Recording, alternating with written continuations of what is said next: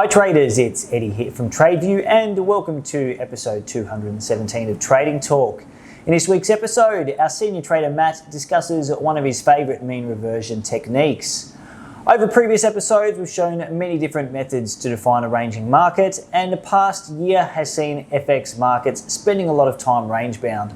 Therefore, having a mean reversion style system really does become a key part of your trading toolkit. This episode will show you how to build a simple model that tests well across multiple FX pairs.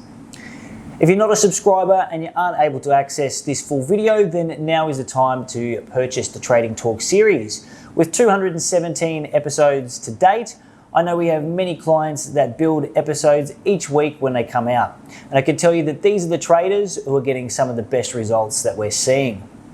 If you want to see some seriously good traders in action, then what you need to do is get along to this year's Algo Trading Conference. We've done some initial backtesting of the models that the presenters will be showing, and we've been working very closely with them throughout the year.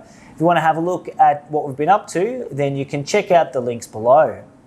I really hope you enjoy this week's episode of Trading Talk, and of course, until next week, all the best with your trading.